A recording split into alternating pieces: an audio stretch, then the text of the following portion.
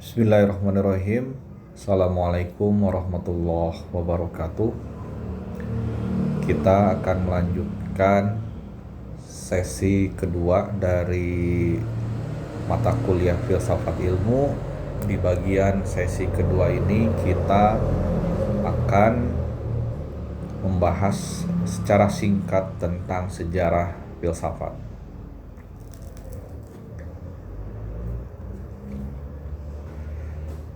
Nah, kita akan bagi sejarah filsafat ini ke dalam 3 periode. Yang pertama, zaman klasik, ditandai dengan satu fase di mana muncul para filosof yang berusaha untuk mengkaji serta menjelaskan realitas-realitas yang terjadi pada alam semesta. Karena dulu sebelum filosof ini muncul, pemikiran-pemikiran di zaman Yunani banyak dipengaruhi oleh pemikiran yang bersifat teologis. Sehingga nanti di Yunani itu kita mengenal banyak dewa-dewa yang dianggap sebagai satu representasi yang sifatnya teologis yang mengatur semua segala urusan. Baru nanti setelah muncul para filosof, pandangannya sedikit berubah. Masuk ke setelah zaman klasik, nanti masuk ke abad pertengahan. Abad pertengahan ini nanti akan banyak berbicara terkait dengan Eropa, peradaban-peradaban Eropa yang dikuasai oleh pemikiran-pemikiran keagamaan gereja. Kemudian masuk nanti ke abad modern, di mana kita akan bertemu dengan satu fase sejarah yang disebut dengan masa pencerahan. Karena abad pertengahan disebut dengan abad kegelapan, masuk ke dalam fase abad modern itu yang disebut dengan abad pencerahan. Setelah abad modern ada yang menyebutnya abad postmodern. Tapi nanti kita tidak akan membahas sampai situ. Kita cukup pembahasan sampai dengan abad modern. Di masa-masa filsuf awal di zaman klasik, mereka punya satu semangat. Yang semangat ini ditandai oleh usaha untuk mencari asal dari segala sesuatu.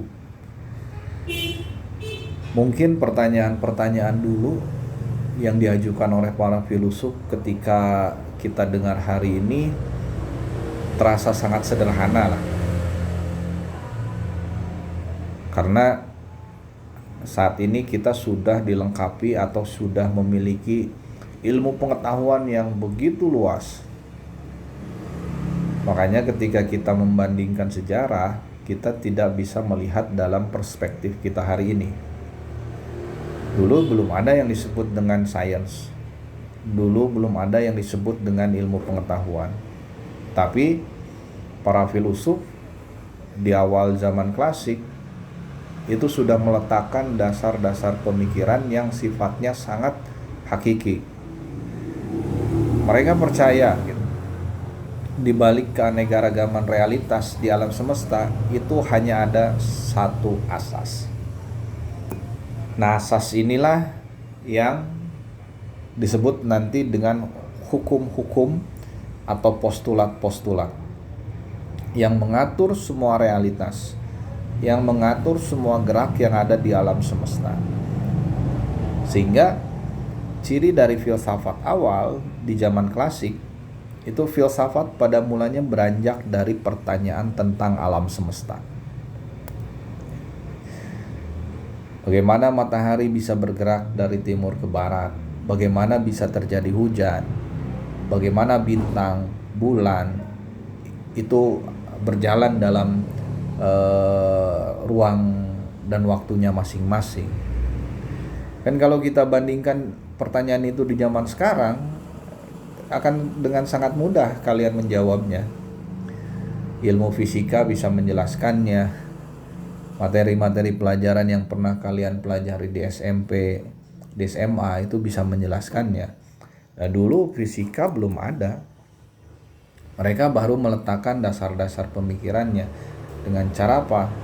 Dengan cara bertanya, dengan cara mengkaji secara radikal, secara filosofis apa yang terjadi di alam semesta. Fokusnya mereka melihat realitas dalam kehidupan sehari-hari tentang alam semesta ini. Sehingga di perkembangan zaman klasik, filsafat itu lebih banyak berbicara tentang alam semesta. Di sisi lain, sebelum para filsuf muncul, upaya bangsa Yunani dalam memahami alam semesta itu membawa pemahaman mereka pada hal yang bersifat teologis. Jadi kalau turun hujan, mereka percaya ada satu kekuatan yang mengatur. Kalau misalnya ada matahari, ada bulan bergerak, berotasi, ada siang, ada malam, mereka percaya bahwa itu ada satu kekuatan yang menggerakkan. Prinsipnya sama. Filsuf juga percaya bahwa keanekaragaman realitas itu yang terjadi di alam semesta karena ada satu asas. Tapi perbedaannya, kalau para filsuf itu mengatakan asas itu pasti merujuk pada hukum-hukum tertentu, sementara orang-orang Yunani kuno pada zaman dulu itu percaya bahwa itu diatur oleh yang namanya dewa. Makanya tidak mengherankan jika dalam peradaban Yunani itu kita mengenal banyak dewa. Segala sesuatu pasti dikaitkan dengan hal yang sifatnya teologis. Segala sesuatu dikaitkan dengan hal yang sifatnya religius pada saat itu, yaitu kepercayaan terhadap dewa yang mengatur seluruh kerja alam semesta. Nah, filsafat awal ditandai dengan munculnya para tokoh filsafat, mulai dari Thales, Heraklitos, kemudian kita juga mengenal namanya Pythagoras, dan ada beberapa yang sampai hari ini hukum-hukumnya, prinsip-prinsip yang mereka temukan itu masih kita pakai sampai hari ini.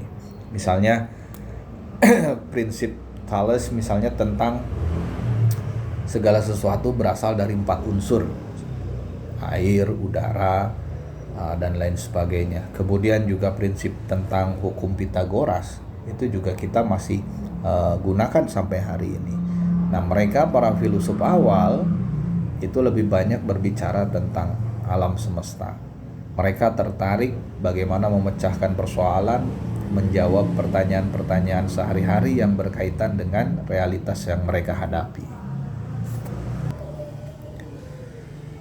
Setelah fase awal filsafat yang ditandai dengan fokus filsafat terhadap kajian tentang alam semesta, masuk ke zaman klasik, kita bertemu dengan 3 filsuf besar, Socrates, kemudian Plato, dan juga Aristoteles. 3 nama ini seringkali dikaitkan karena punya garis bahwa mereka murid dan guru. Socrates itu punya murid namanya Plato, kemudian Plato punya murid namanya Aristoteles gitu. Kalau dalam cerita sejarah, Socrates itu sosoknya ya bisa dibilang jelek lah katanya. Tubuhnya pendek, wajahnya tidak tampan. Tapi dia punya kebiasaan berkeliling di pasar-pasar, kemudian mengajak orang diskusi, lalu mengajak orang untuk memikirkan tentang sesuatu hal. Dan Socrates ini punya andil yang cukup besar, di mana fase pemikiran filsafat yang tadinya berbicara mengenai alam semesta, mulai Socrates, filsafat itu berbicara tentang manusia. Jadi fokus pembicaraannya Socrates diubah sama Socrates dari hal yang sifatnya realitas di luar diri manusia menjadi fokus filsafatnya di dalam diri manusia. Nah, itu Socrates pernah berkata, katanya, kenalilah dirimu sendiri, siapakah diri kita ini? Manusia, makhluk kecil yang nampak tiada bermakna di tengah alam raya yang maha luas. Singkat cerita, karena Socrates pada saat itu dianggap mempengaruhi pemikiran orang-orang, akhirnya kerajaan pada saat itu menghukum mati Socrates. Konon katanya Socrates diminta untuk meminum semangkuk racun, sementara murid-muridnya di luar sudah bersiap-siap membantu Socrates untuk melarikan diri. Termasuk ada Plato juga di sana katanya. Tapi Socrates memilih jalan untuk menenggak racun itu sebagai satu bentuk bahwa dia punya prinsip terhadap satu kebenaran. Dari sanalah kemudian pemikiran-pemikiran Socrates dikembangkan oleh Plato. Mana Plato dalam sejarah filsafat dikenal sebagai bapak dari pemikiran filsafat idealis, yang menyatakan bahwa di poin ketiga itu ya, yang menyatakan bahwa semua fenomena alam hanya bayang-bayang dari bentuk ideal yang kekal. Nanti kita dalam pertemuan berikutnya akan membahas bagaimana pemikiran-pemikiran Plato yang berpengaruh terhadap filosof-filosof setelahnya. Lalu Plato punya murid namanya Aristoteles. Aristoteles ini juga punya kontribusi yang sangat besar, terutama pada peletakan dasar etika dan logika peripatetik. Nah, logika yang kita gunakan hari ini, logika deduktif, itu adalah salah satu kontribusi besar dari pemikiran Aristoteles. Dalam sejarah, ya logika Aristoteles dikenal dengan istilah logika peripatetik. Kalau dalam secara bahasa kan, peripatetik itu artinya berjalan berkeliling. Berjalan berkeliling. Jadi kenapa disebut peripatetik? Karena pada saat itu Aristoteles mengajarkan muridnya itu sambil berjalan, mengelilingi taman, sambil diikuti dengan murid-muridnya yang lain, dia menjelaskan tentang satu tema yang dia sampaikan kepada murid-muridnya, sehingga disebutlah peripatetik karena cara mengajarnya sambil berjalan-jalan. Tapi dalam sejarah juga kita mengenal bahwa sebelum Aristoteles, jauh sebelum Aristoteles, Plato juga sudah menerapkan sistem proses belajar yang disebut atau proses belajar mengajarnya itu dalam satu tempat yang disebut dengan gimnasium.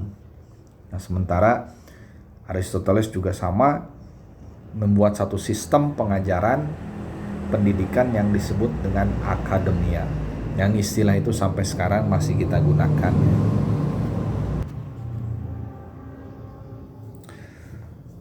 Oke.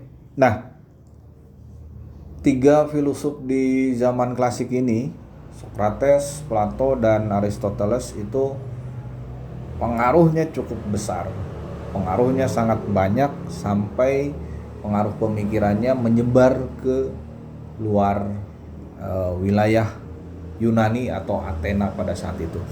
Nah, dalam fase sejarah kemudian ada yang disebut dengan periode Helenisme.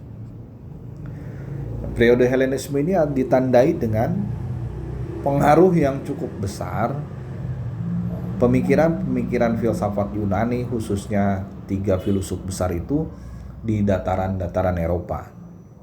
Jadi kebudayaan Yunani dari mulai etika, logika, pemikiran tentang ilmu pengetahuan yang lain itu menyebar luas di semenanjung Macedonia, kemudian Syria dan juga Mesir. Nah, periode-periode itulah kemudian disebut dengan periode Helenisme. Sehingga eh, tidak mengherankan kalau misalnya kita belajar tentang satu hal, itu pasti ketika berbicara pengertian etimologis pasti merujuk salah satunya ke dalam bahasa Yunani. Itu saking begitu besarnya pengaruh peradaban, pengaruh pemikiran-pemikiran filosof Yunani dan ilmu pengetahuannya terhadap kebudayaan-kebudayaan yang ada di luar, termasuk di dalam dunia Islam. Yang konon katanya buku-buku atau kitab-kitabnya yang ditulis oleh Aristoteles, yang ditulis oleh Plato, itu dalam dunia Islam diterjemahkan secara besar-besaran di bawah kekhalifahan Harun ar-Rasyid. Ya, makanya nanti ada satu periode yang sangat berbeda, ya, di mana ketika itu Islam mengalami masa kejayaan, sementara di Eropa itu mengalami masa yang dalam sejarah disebut dengan abad ke-8. Ini pengaruh, satu sisi pengaruh Helenisasi di dunia Islam, tapi di sisi lain juga ada satu fase di dunia Barat yang berkembang secara berlainan, yaitu di abad pertengahan. Nah, ini kurang lebih gambaran bagaimana pengaruh kebudayaan, ilmu pengetahuan, pemikiran filosof Yunani keluar atau di luar wilayah Yunani yang kita sebut dengan periode Helenisme. Sebagian besar itu berpengaruh terhadap wilayah-wilayah Eropa Timur, sebagian juga berpengaruh di wilayah Afrika Utara, khususnya di Mesir. Jadi periode Helenisasi ini merupakan tonggak dari kejayaan kebudayaan Yunani, tonggak dari kejayaan pemikiran-pemikiran filosof Yunani yang kemudian berpengaruh di semenanjung Eropa dan juga Afrika. Fase setelah zaman klasik, kemudian kita mengenal yang disebut dengan abad pertengahan.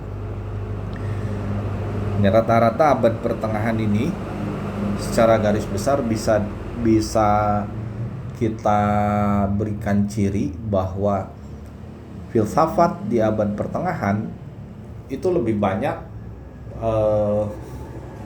tunduk terhadap ajaran gereja Katolik. Jadi ilmu pengetahuan, filsafat itu tidak boleh melenceng dari ajaran-ajaran gereja. Pada saat itu filsafat di abad pertengahan disebut dengan filsafat skolastik. Banyak sekali perkembangan-perkembangan yang dilakukan di abad pertengahan itu, dari mulai munculnya sistem-sistem pembelajaran, karena skolastik ini dianggap sebagai cikal bakal munculnya universitas-universitas di Eropa. Mereka mulai belajar seni, mereka mulai belajar sains, mereka mulai belajar tentang filsafat. Namun ya tadi, karena kekuasaan gereja yang begitu besar, mereka tidak boleh mengajarkan satu hal, atau tidak boleh prinsip-prinsip ilmu pengetahuan, filsafat itu bertentangan dengan prinsip-prinsip yang ada di gereja. Nah, mereka punya semboyan yang berlaku pada masa itu, yang disebut dengan Ancilia Theologia. Jadi ilmu itu abdi agama, ilmu itu tunduk terhadap ajaran agama. Konon katanya di masa-masa periode abad pertengahan ini juga banyak ada beberapa ilmuwan yang ditegur atau dihukum oleh pihak gereja karena pemikirannya berbeda dengan ajaran gereja. Contoh misalnya Galileo. Ketika di abad pertengahan mereka punya keyakinan bahwa pusat jagat raya atau pusat alam semesta itu bumi. Lalu Galileo melakukan sebuah penelitian dengan kesimpulan yang berbeda. Yang kesimpulannya adalah pusat jagat raya atau pusat tata surya itu adalah matahari. Ini kan satu pernyataan yang bertentangan. Nah, pada akhirnya Galileo dipanggil oleh pihak gereja lalu disuruh untuk bertobat. Tapi secara ilmu pengetahuan, pernyataan Galileo hari ini terbukti. Dan secara sains, matahari itu adalah pusat dari jagat raya atau tatanan dari kosmologi yang kita pelajari hari ini.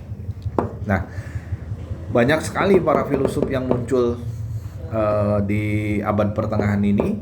Salah satunya adalah Agustinus, kemudian Anselmus, dan juga Thomas Aquinas. Mereka banyak berbicara tentang etika, mereka banyak berbicara tentang seni juga, mereka banyak berbicara juga tentang ilmu pengetahuan fisika yang secara umum.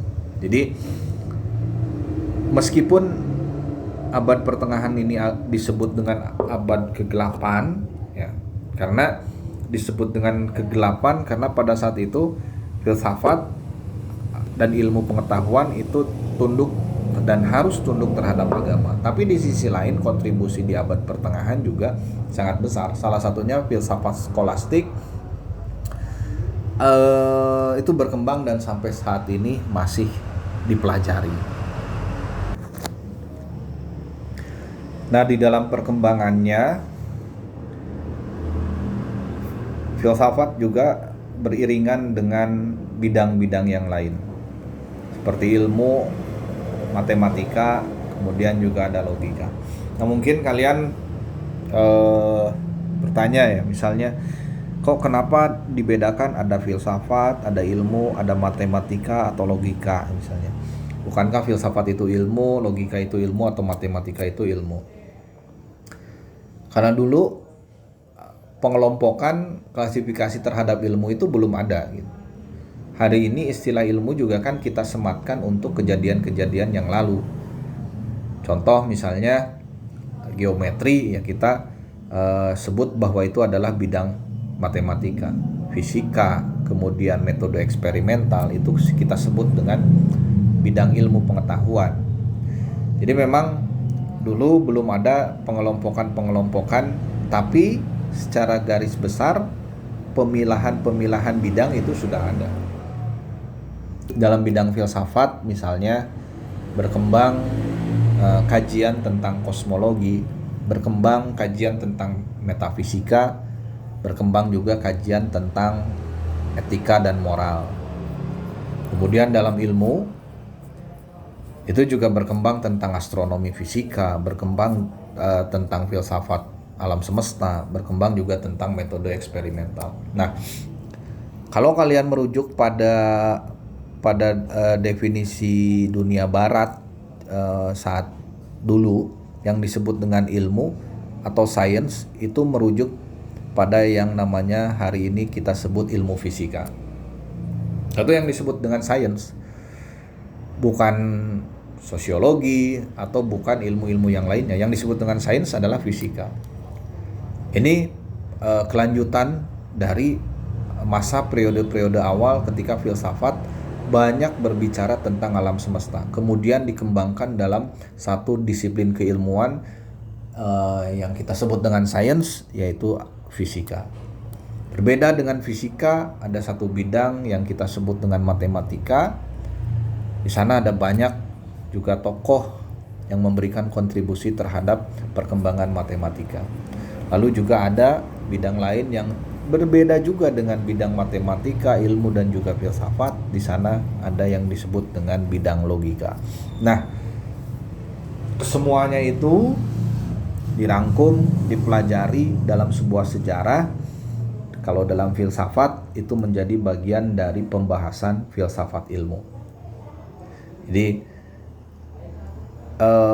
filsafat yang berbicara tentang ilmu pengetahuan, kita berbicara tentang matematika, tentang logika, dan lain sebagainya. Itulah makanya kenapa kemudian kita mengenal istilah filsafat ilmu.